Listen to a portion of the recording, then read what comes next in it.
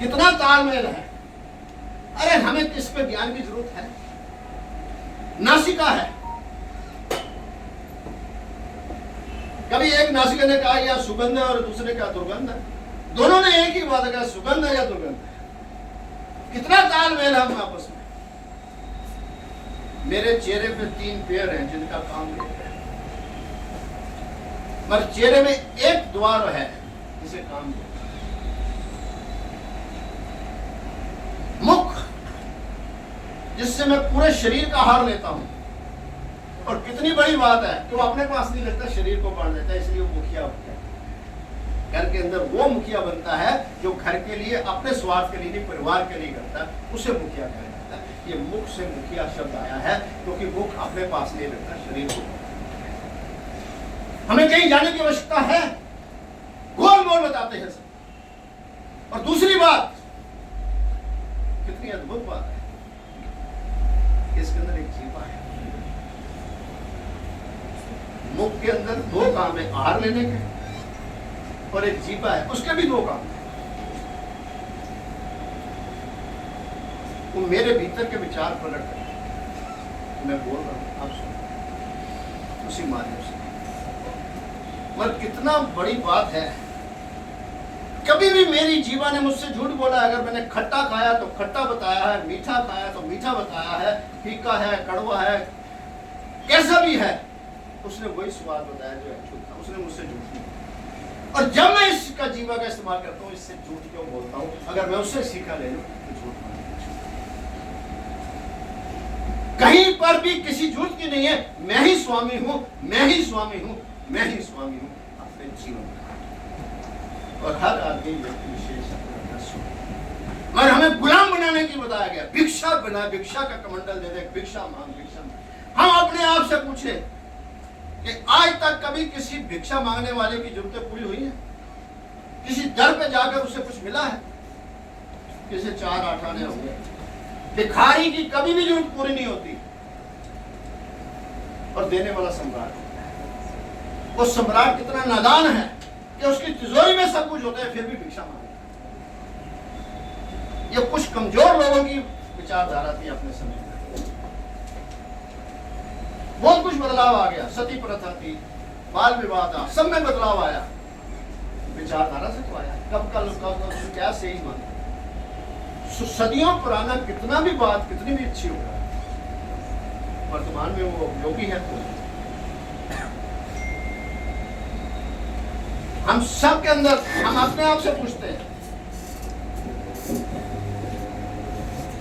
सभी ने कोई भी शिक्षा ली है, ABCD काका का पढ़ा है। कोई इंजीनियर, डॉक्टर, साइंटिस्ट कितना भी ऊंचा पड़ जाए, शुरुआत तो उसने ABCD से करी, 1 2 3 4 से तो करी। मगर शुरुआत करने का उस जीवन भर उसे ढोता रहेगा। किसी ने 10वीं पास करने के बाद 8वीं क्लास में गया, कोई वो मेरा हो गया, अब मुझे वह स्कूल की जरूरत नहीं है, टीचर की जरूरत नहीं है, किताब की जरूरत नहीं। तो हमने ये इनको क्यों ढोया हुआ है उन ग्रंथों को जो हमारे लिए आवश्यक नहीं है? उसका पीछे कारण है। किसी न किसी व्यक्ति विशेष का अनुभव था जो हमने अंकित करा भेज कर, वो अनुभव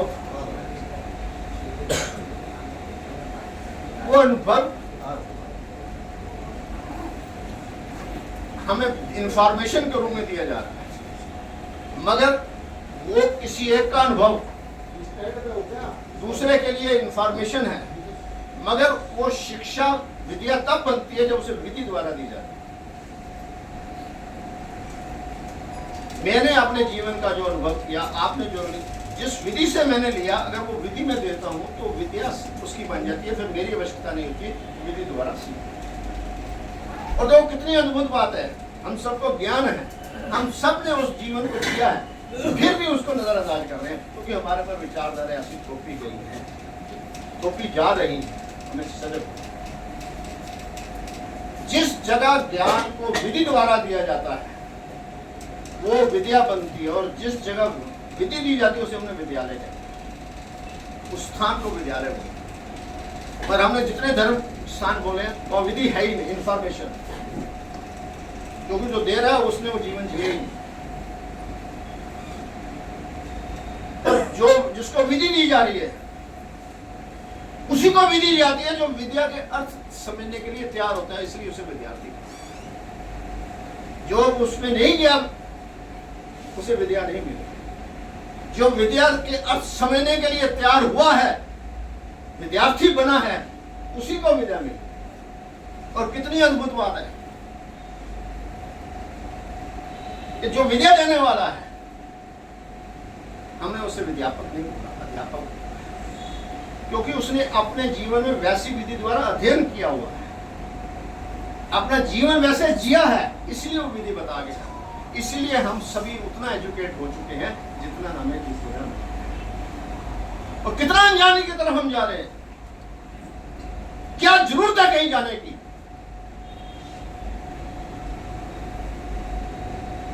मैंने अभी बात करी भूख और प्यास की। दो चीजें हैं, एक भूख है और एक प्यास है। और सृष्टि ने क्या मैसेज दे रखा है? पूरी जिंदगी अगर आप रहेंगे और कहीं पर भी चले जाएंगे, जितने भी 8 अरब लोग हैं, या बढ़ेंगे या कम हैं, जिसको प्यास लगी है उसका एक ही साधन है, जल। दूसरा किसी भी चीज से प्यास नहीं बुझ सकती। जब मेरी प्यास एक ही साधन से बुझती है तो मेरा समाज भी एक ही विचारधारा से उन्नति करता है, प्रगति करता है, जिसकी विचारधारा से ज्यादा लोग सहमत हैं।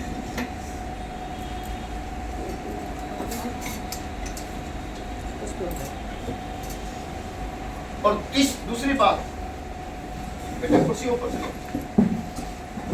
कितनी अद्भुत बात है कि प्यास के लिए एक ही साधन बनाया हुआ, दूसरा साधन नहीं है।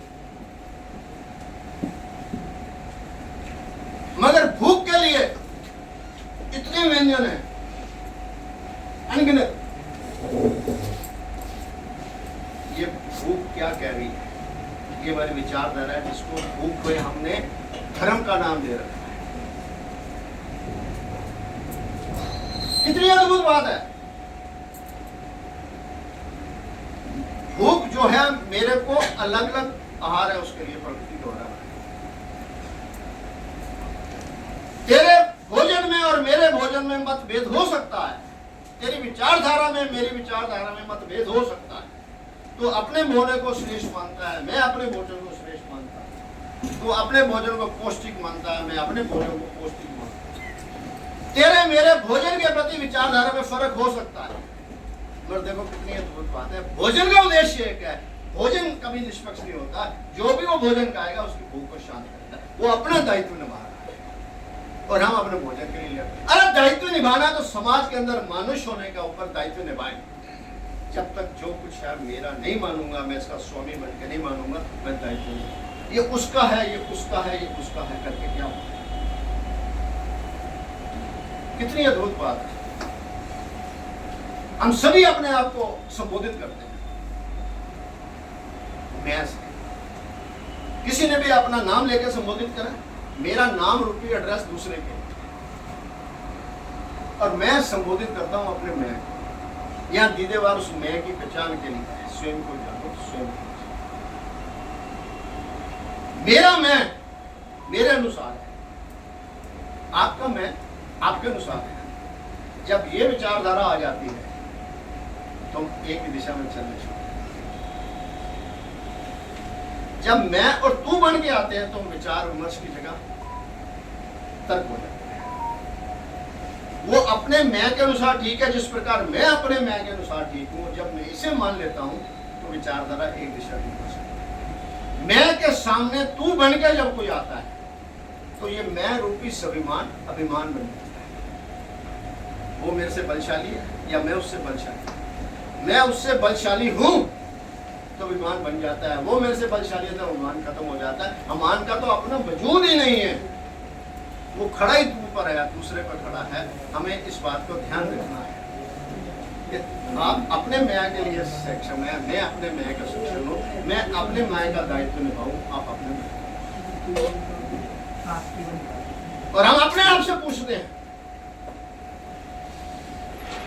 हम बस पे बैठते हैं, गाड़ी पे बैठते हैं, कैब करते हैं, एलिवेटर करते हैं, ट्रेन में जाते हैं, उसका चालक एक ही होता है और पीछे सवारी है। हम सब उसके प्रति आश्वस्त होते हैं, क्यों? वो चालक है, गाड़ी को चलाना है। और कभी भी किसी चालक ने अपना दायित्व नहीं निभाया, क्योंकि उसने अपना स्वामी बन के दायित्व निभा रहा है। उसे मालूम है कि मेरे पीछे कितने लोग हैं और हम सही बन। कभी कभी एक्सीडेंट होने के कारण, तो ऐसे ही हम अपने जीवन के ही चालक ना बने, अपने समाज का भी चालक। परिवार के अंदर सीमित रहने का एक उद्देश्य है कि मानव जो दूसरा जीव प्राणी था उसे समझ नहीं था, इसलिए मानव ने अपने गठित, एक दूसरे को जानता नहीं था, पर सभी ने परिवार बनाया कि जो उसके द्वारा वो अपने जैसा जीव लाने में सक्षम है, तो उसकी परवरिश की जिम्मेवारी उसकी है। तो इसलिए समाज एक सुचारू रूप से हर कोई अपना अपना दायित्व निभा रहेगा, तो इसके कुछ नियम है। उस नियम को हम फॉलो करते हैं तो समाज का नियम है, और कुछ लोग उसके नियम को नहीं मानते, उनका व्यक्तिगत नियम है। तो 3 नियम हमेशा हर समाज के अंदर, प्राणी के अंदर रहता है। एक प्रकृति का नियम है, आज गर्मी है तो हमने उस सृष्टि रचयिता से लड़े कि तूने सूरज 50 डिग्री टेम्परेचर कर दिया, या आर्ट्रेन निकाला, पंखा, बिजली, एसी में। तो मेरा तेरे से मतभेद नहीं होना चाहिए, मुझे उसका रास्ता चुनना चाहिए कि तूने कुछ कहा है। अगर हम रास्ता करेंगे, चिंता के बजाय चिंतन करेंगे, तो सहयोग की नीति बनेगी, हमारा समाज इसको, मैं स्वामी बनकर इसका हकदार बनूंगा। ये पूरा ब्रह्मांड ही मेरा है, जब तक मैं इसका स्वामी बनूंगा, इसका रख रखाव नहीं। मैं दुनिया में कहां चला जाऊं, मुझे कोई रोक सकता है? जो दिल्ली में आएगा, दिल्ली की मेट्रो वो इस्तेमाल करेगा, सबके लिए है, इसमें कोई रोक है? उसको नियम को फॉलो करना। और आप अगर दिल्ली से छोड़कर कहीं और चले तो इस मेट्रो का इस्तेमाल नहीं करते, पर वहां का जो उपयोगी वाहन है आप उसके मालिक बन जाए, कहीं रोकथाम नहीं। कितनी अद्भुत बात है कि हमें जिस चीज का ज्ञान नहीं था, काल्पनिक बात है, उसके लिए हम वहां झगड़ा रहेगा। और मानव ने जो जो चीज बनाई है उसमें हमारा मतभेद ही नहीं। मानव ने गाड़ी बनाई, लाइट बनाई, स्विच बनाई है, कपड़ा बनाया, जूता बनाया, क्या हमें मतभेद है? मानव द्वारा बनाई हुई हर चीज, क्या मानव में आपस में मतभेद नहीं? मत किस चीज का है? जो है ही सच्चाई के अंदर भ्रमित किया गया है, हमें उस भ्रमित के लिए मतभेद है। अगर हम अपने आप को तैयार कर लेंगे तो जगत के अंदर किसी का किसी से भी मतभेद नहीं हो सकता। मेरा शरीर ही मेरा मालिक है, मैं शरीर के बाहर हूं नहीं। इस जगत के अंदर आने से पहले मैंने स्वयं एक ऐसा ग्रह चुना जिसको हम गर्भगृह, उसके 40 दिन के अंदर मैं अपने आप को तैयार करता हूं, संदेश देता हूं जगत के अंदर कि मैं यहां इस जगत में आने वाला हूं।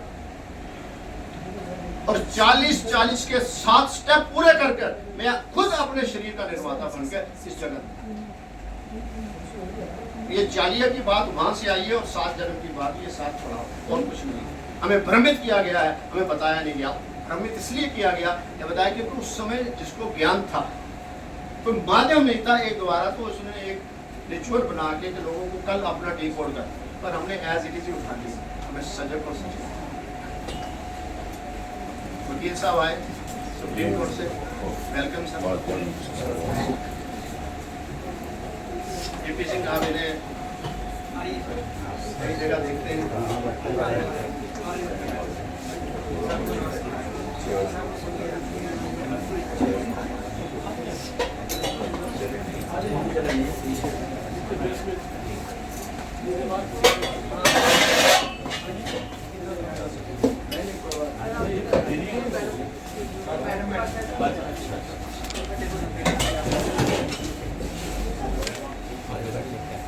बैठे हैं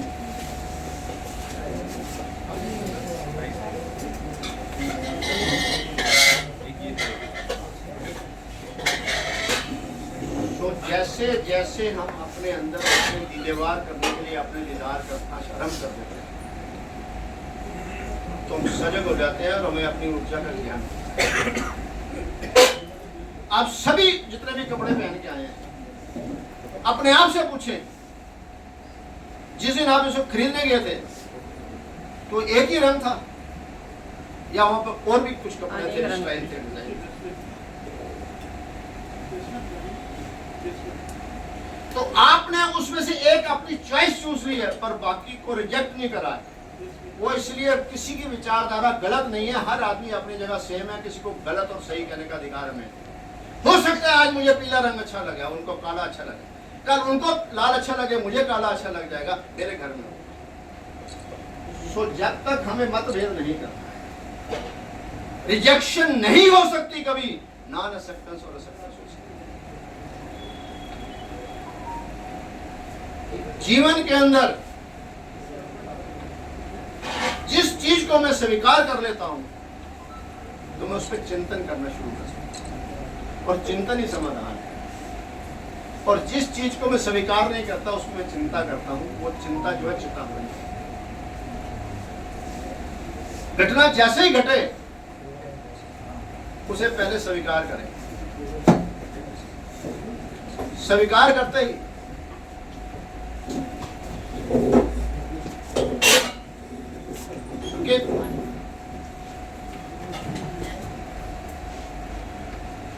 तो बेटा इधर आ जा।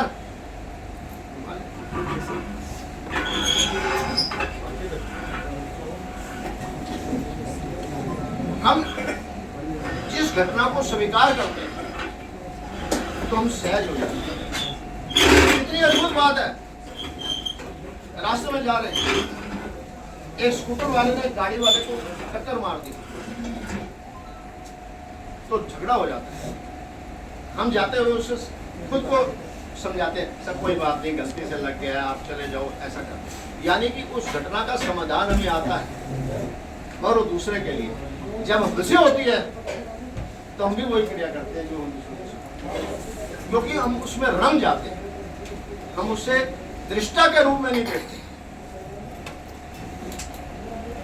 अगर हम दृष्टा के रूप में देखते हैं, उस दृश्य को देखेंगे तो समाधान में मेरे साथ हुआ है ये नहीं, एक मानव के साथ हुआ था, एक सुखजीत सिंह के साथ हुआ, एक दीदेवार के साथ हुआ था, एक वकील साहब के साथ हुआ, एक डॉक्टर साहब के साथ हुआ था। ये अपने आप को ऐसा करे क्यों मेरा। और स्वामी मेरा कोई नहीं है, मैं मेरा स्वामी हूं। अगर मेरा कोई स्वामी नहीं तो मैं भी किसी का स्वामी नहीं बन सकता।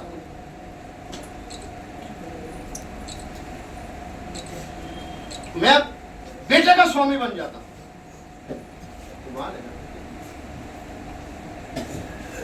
अरे बेटा तूने पैदा कर लिया, उसके 21 साल तक परवरिश की जिम्मेवारी तेरी है। जब वो बुद्धि से शरीर से समझ उसको उसको राय दे सकता स्वामी ने बना। और जैसे ही हम स्वामी बन के करते तो मतभेद हो। जब हम ये सोचते हैं कि बेटे और पिता का आपस में क्या विचार ला रहा हूं। मेरे पास लोग आते थे अपने से पूछते